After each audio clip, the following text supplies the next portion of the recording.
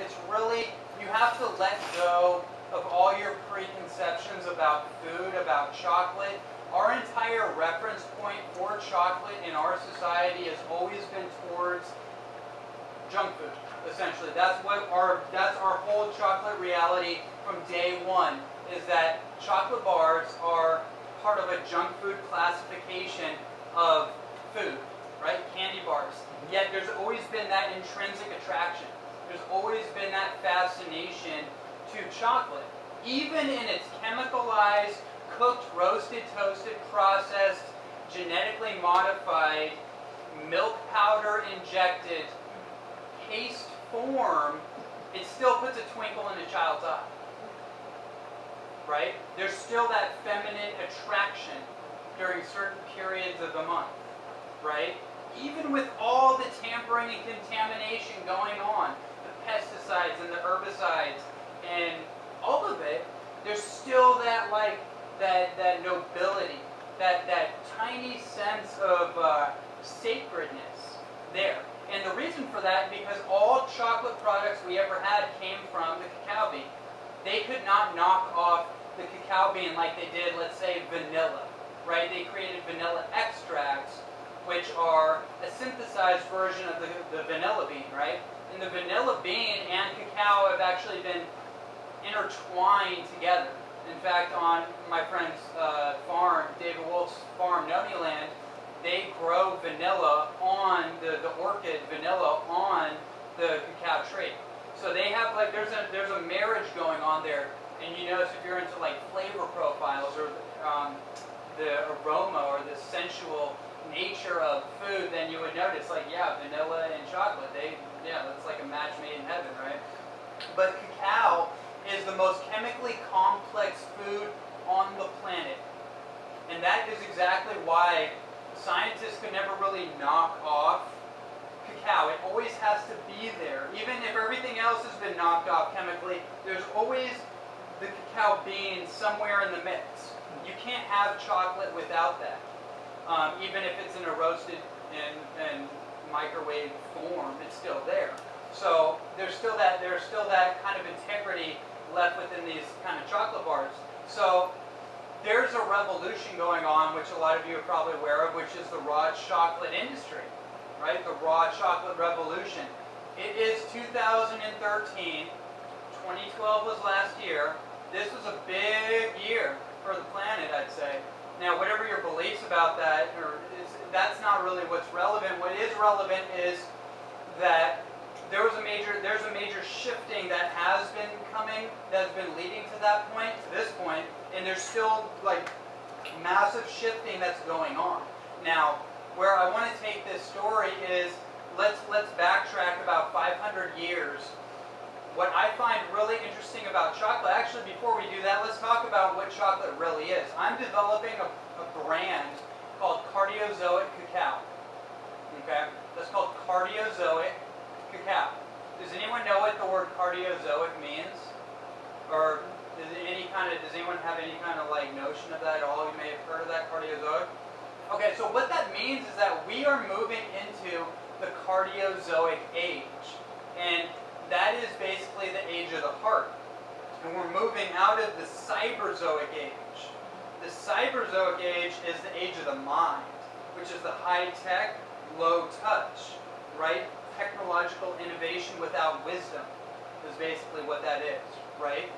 And so we're kind of moving out of that. We're moving into more of our heart, right? We lost that for a while, and we're coming back into that place of sensibility with technological innovation combined with wisdom, knowing how to use that for the benefit of ourselves and the benefit of all other people. So that's why it's called cardiozoic.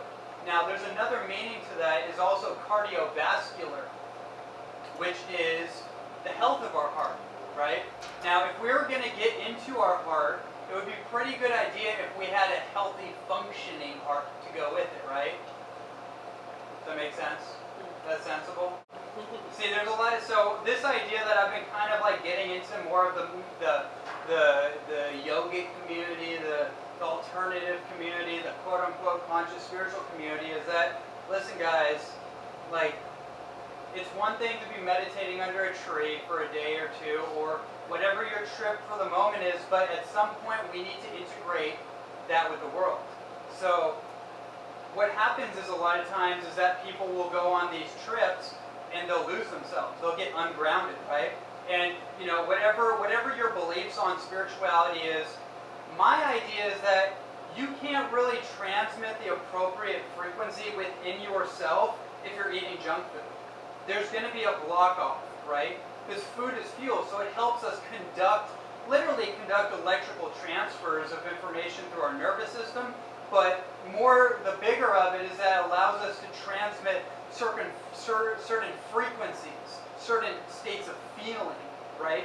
That's what chocolate's really about, is getting us back into a state of feeling, right? So the food thing is very important, coupled with the success technology, coupled with the spiritual exploration, and that's the holistic point of view, right? Is bringing in the whole picture. Okay, so back to chocolate. So chocolate really, in my opinion, acts as this cementing centerpiece in what we call the raw food movement.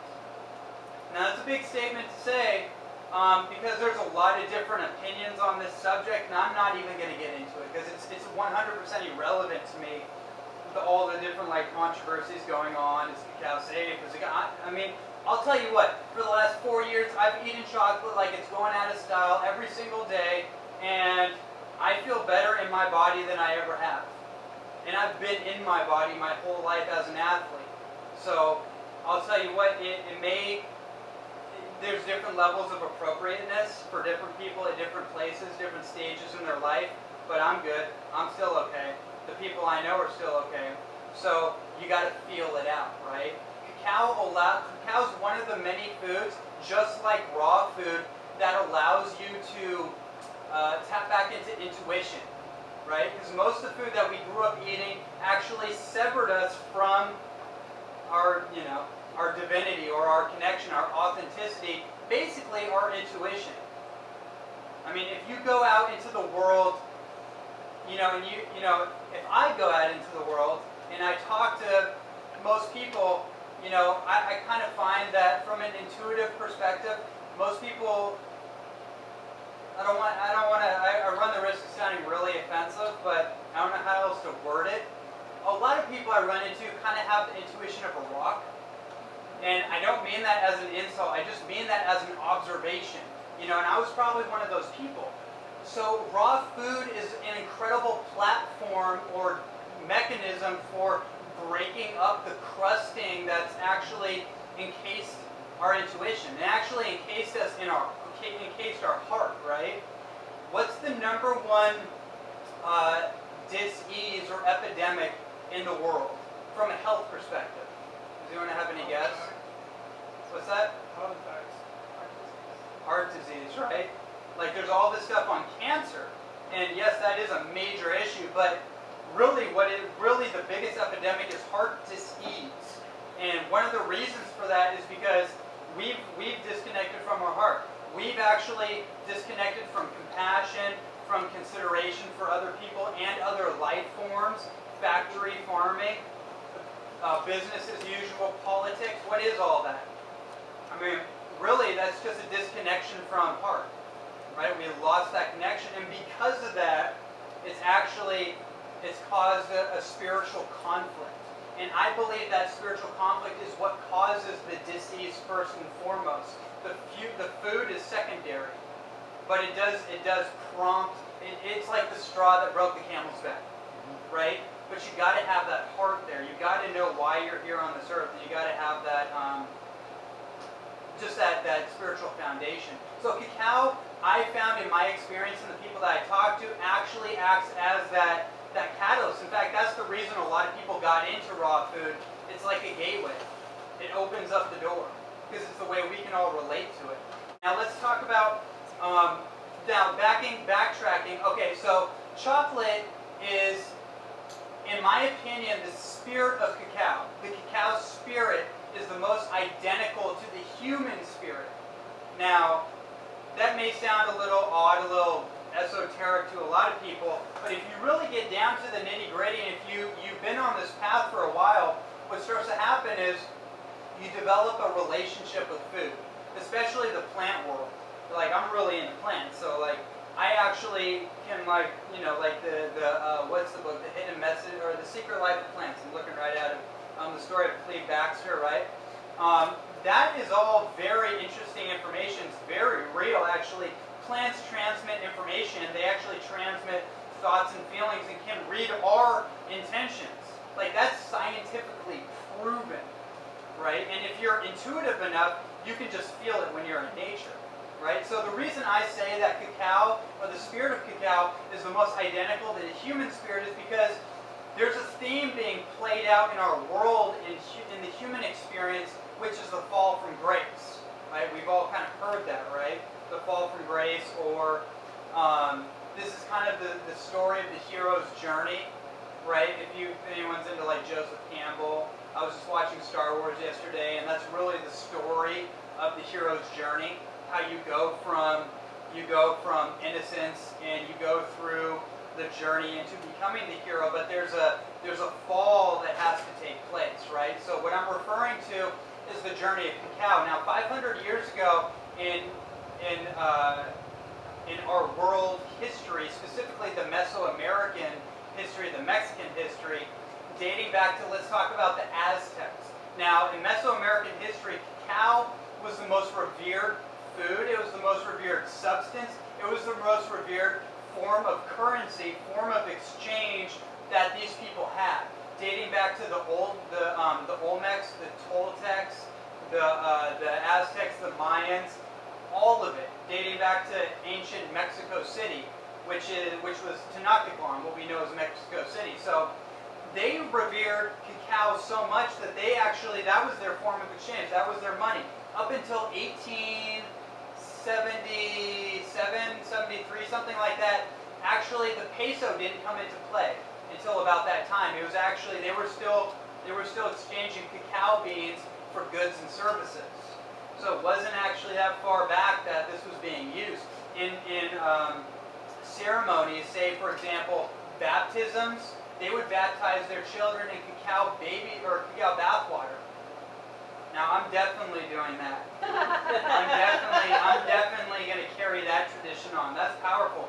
When people would get married, they would exchange 5 cacao beans between the bride and the groom, back and forth, as like sealing that engagement, right? That was how you sign on the dotted line. They would, in fact, like the avocado, for example, has a historical union with cacao, because not just as a food, as a form of consumption, but actually when they were, hundreds of years ago, the cacao bean was so revered as a form of currency. This was their systematic form of currency. There was nothing else. This was more revered than gold, actually, to them. To them, gold was common. Like King Montezuma, when Hernan Cortez and the Spaniards came over in like 1523, they came over to the new land for gold. And they saw King Montezuma, and they're like, okay, where's the gold? And Montezuma's like, gold? Like, why would you want something so common? No, you don't want gold. You want cacao. And so cacao was so revered to them that it was actually punishable by death, that you would actually use counterfeit cacao beans. And they would do that by carving into the pits of an avocado and using clay, and then they would have counterfeit money, right? And it was punishable by death, but it was such like the risk was worth it to them. So anyways, yeah. So when Hernan Cortez and his cronies came through, they were just totally baffled. They're like, "What? How? What is this?" They didn't get it at first, but then they started to observe the people, and then they noticed that King Montezuma actually had 40,000 sacks of cacao beans in his tombs, in the catacombs. And that equated to like 960 million cacao beans, something ridiculous like that. And they're like, oh, okay.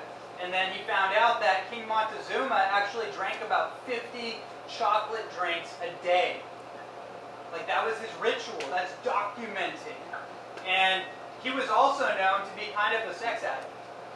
So there's interesting byproducts of doing something like that. He had numerous mistresses, and that's part of the mythological lore.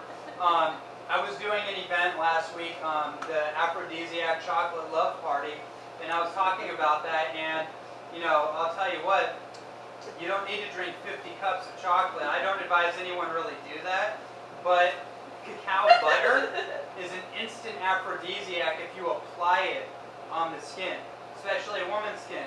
So guys, I can help you with this. You just need a little insight. There it is. That's your tool right there. And it's the best thing for the skin.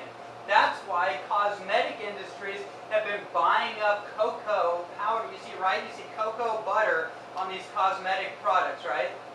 Cocoa. By the way, CACOA or COCOA, that's not the right stuff. Like cocoa, hot cocoa, that's not what I'm talking about. That's a processed, alkalized form of what I'm talking about that we kind of just grew up with and assumed was the right stuff. Really what you want is cacao. C-A-C-A-O. That's what the ancient people revered. That's how they pronounced it, by the way, like K-A-K-A, cacao.